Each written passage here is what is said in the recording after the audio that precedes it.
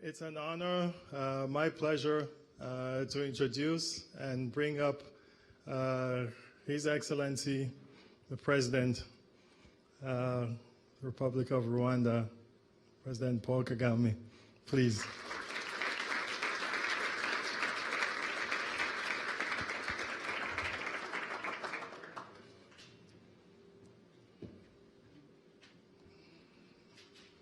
You good? I have your mic for you right here. We'll sit. Did you turn it on? Amadou wasn't coachable in the beginning, so he wasn't turning on his mic. So check if your mic is working. Is that excellent? There you go. Wow, what an honor. What an honor. And I want to say that, Excellency, you have been incredible leader, incredible mentor, incredible for all of us on the continent. We see it. We want to do it like how you've done it. I'll start with this question. BAL, you build a gym here in 8-9 months, the vision, and now here's the league. Second time. I'm upset that we couldn't showcase it the first time because of COVID, but it's here now again. What are your feelings? Well, I'm very happy. I'm pleased, but Masai, I think you know where it all started from. He talked about the arena and the speed with which we built it, but every time that comes up, the memory goes back to when you invited us, me and colleagues, to attend the All-Star game in Toronto, and our discussion. But we had been talking about that area anyway. So in a short time, the arena came to a fruition, and then what you also had in mind with your friends, Amadou was part of it, and developing something on our continent, and particularly in Rwanda. So we now see it coming to reality. BAL has also become a reality following the infrastructure we tried to put in place. So my feeling is that of pride and happiness, and that we have done something and it has materialized, and it's going to have impact as regards our young people and the development of talent on our continent. So much as I feel that happy, I'm also thankful to all of you who have been each contributing their part and making this happen. So I'll tell the story for 2 seconds. So we were at the All-Star game in Toronto, and everybody knows it was very cold, the coldest time of the year, and the coldest winter we ever had. And His Excellency was at the game, and I saw him putting his head down watching the game, and I thought, oh God, I hope he's not cold, or I hope he's not sick, or... Well, it was cold, for sure. So I asked him, I said, is everything okay? And he put his head up, I'll never forget, and he said, how much does it cost to build an arena like this? And it gives me really great joy to actually think of it that way. And now we have this arena here and inspiring even more around the continent, which is incredible.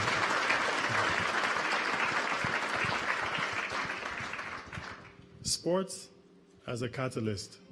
It seems to be like injecting something in the continent and the transformative growth of everything we do on the continent, there's something about sports. What are your thoughts there? There is something about sports, and it goes beyond what we can describe. It's more in the feelings, as well as it connects those feelings from one person to another, and but then it goes beyond feelings and goes into development, it goes into competition, it goes into, you know, pride when people win, and a bit of law when you lose, but when you lose, you're already thinking of another time when you can either win also or win again. So it doesn't end there. It keeps going from one thing to another. So it has a life of its own and creates a life of its own in the people. And with modern times, it's not just that. It's not the feeling, it's not the pride, it's not competition. It ends up being an investment and a business, and that kind of life weaves into that as well. And it's something that touches every part of the world. Every sector of society is touched by it. You know, sometimes you see either, well, it is arena or a stadium, people playing soccer or this, and you see 90-year-olds or even 100. There are very few, but sometimes they're also there in the arena, happy, enjoying. You can see life is being added to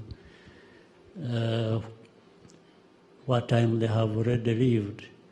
So it's something that is very interesting.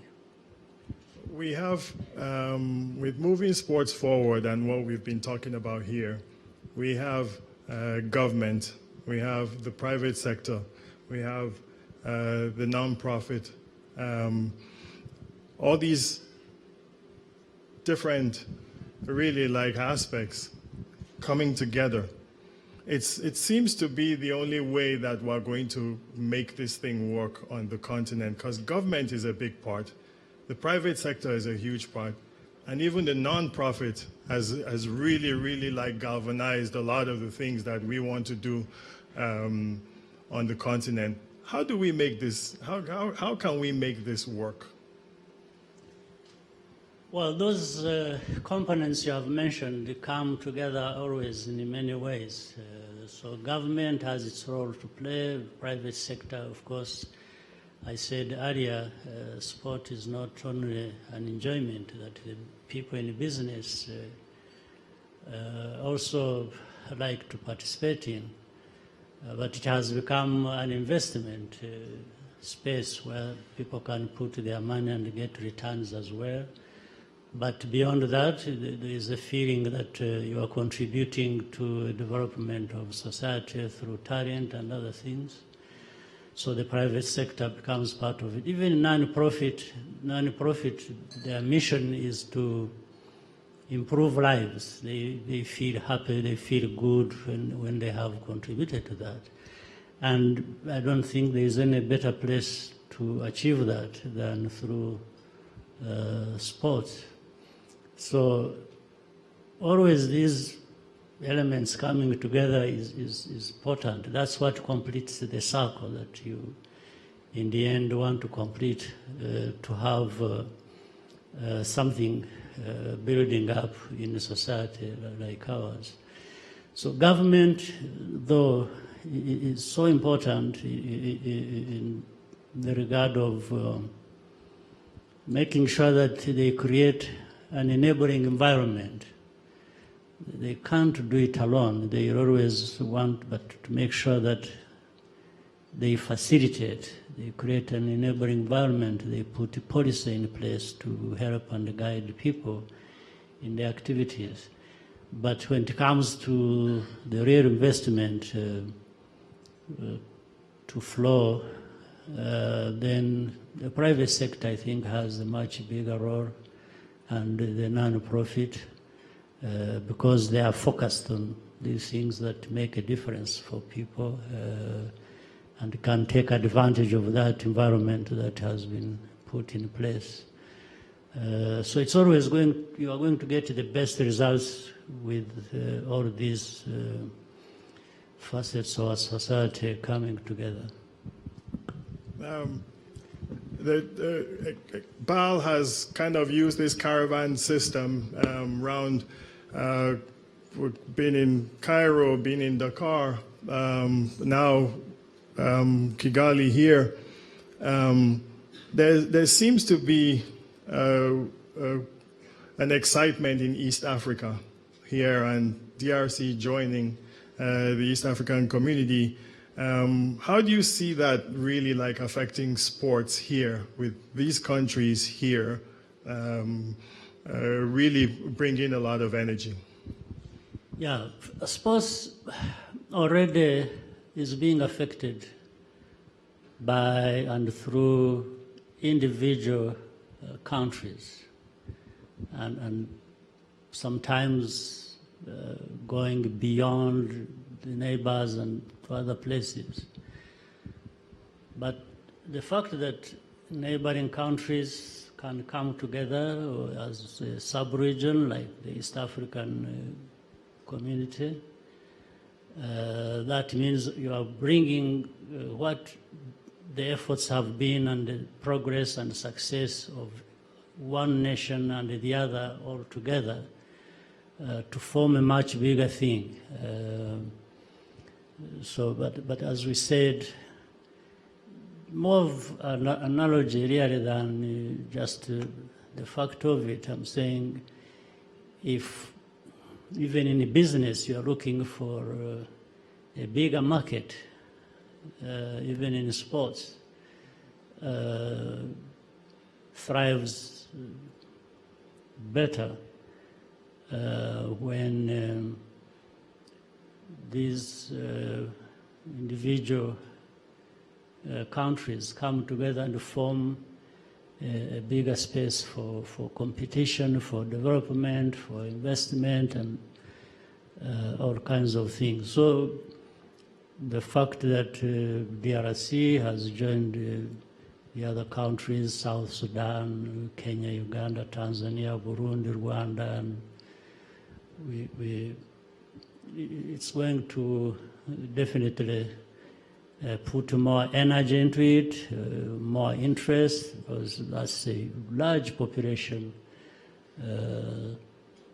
So there are many things that are going to feed off each other and keep just going up. We had a few youth here speaking before. We're going to Rafiki open a court, more youth, the junior MBA. They're doing incredible work around the continent. The youth in Africa is moving. And how do you see us even encouraging them more, to do more, to be partners with what we're doing, to grow the game of basketball and sports on the continent? I think what we have to do is give them a little bit to start with that they need, and they will do the rest. Already with the youth, the energy, the talent, the desire to do things, whether it is sports or other things, is there. So all we need to do is really give them a chance and give an injection of some of the little things that are required, even certain basics in some places, like the arena we are going to visit, and it's not as fancy as the other one that we were talking about earlier, but where it is and what it is going to facilitate is huge for that community that can access it near and far. So the young people that are there, it's not just the numbers are obvious. It's the whole continent. If you look at the percentage of the young people, they are always in the 70s and so on in different countries. And therefore, all kinds of talent are just locked in there.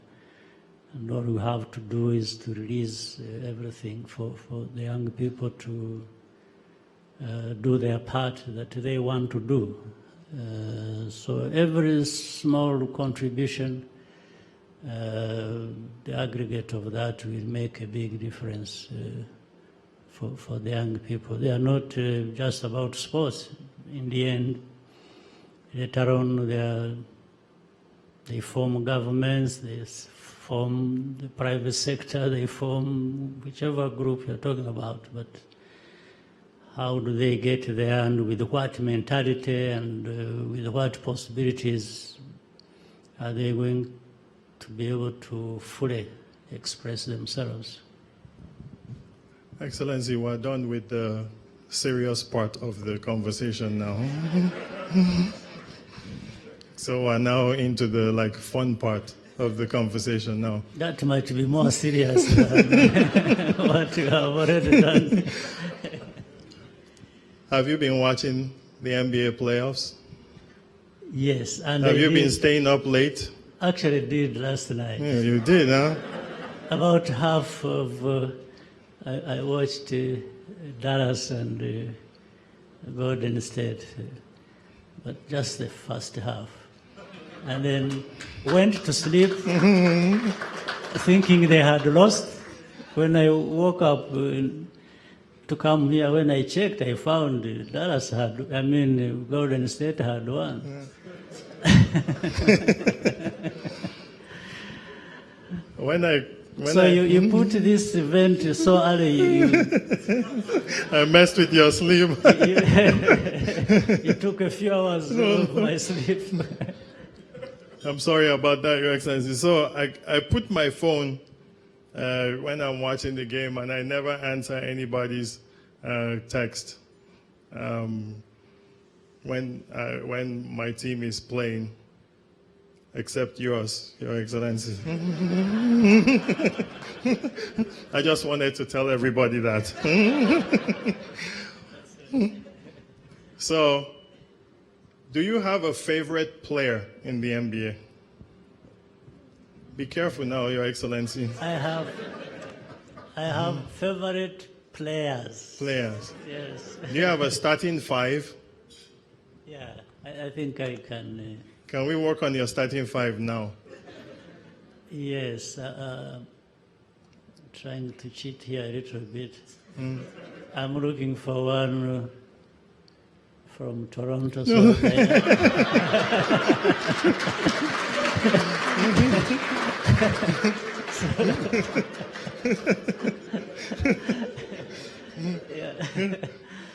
Okay, you're allowed to. In Toronto, I'm a fan of Masai, so I want to see him as a player, not as a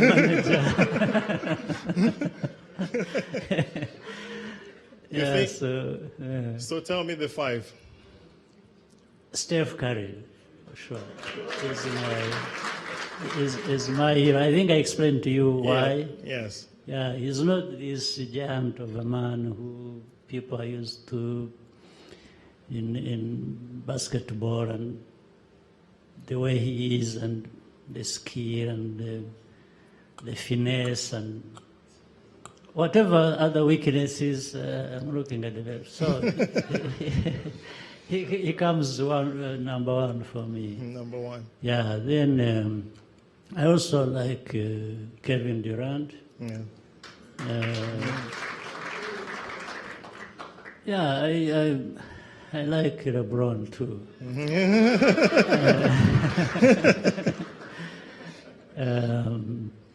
So we a couple of others I'm trying to remember, but Giannis. of course. Oh, wow, how can I forget that? Yeah. How could I have forgotten? Thank you for. I'm doing my job now, Your Excellency. At one time, I thought he was coming to Toronto, but Yeah. what happened? If I make any comments now, Excellency, it's going to cost me a lot of money. So with the fifth player, maybe I can make a suggestion for you. Yeah, Siakam. Yeah, let's just end it with Siakam, right? So this is the most difficult question. Yes. Difficult question of the morning.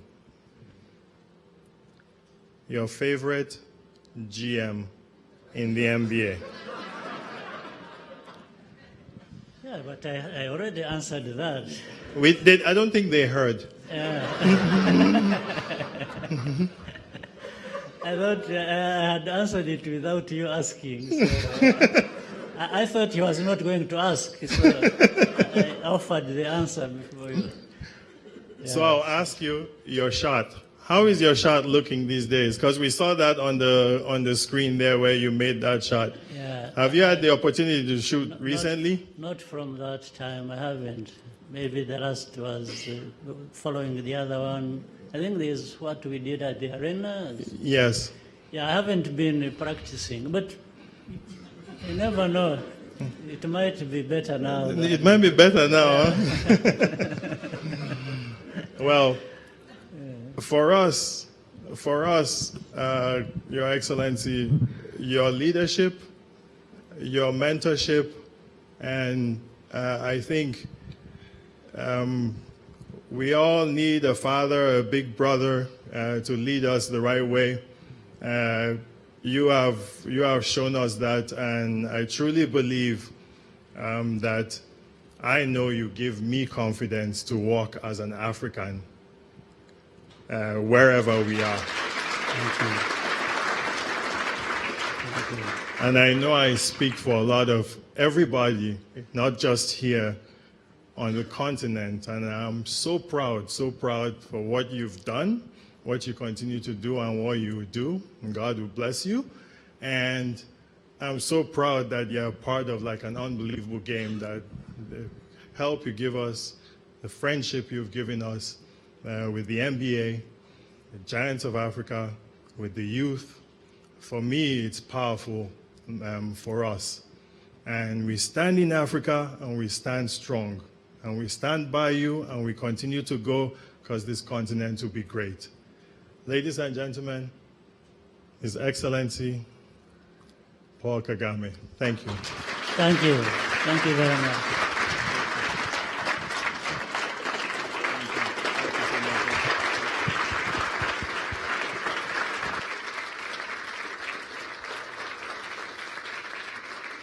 Thank you.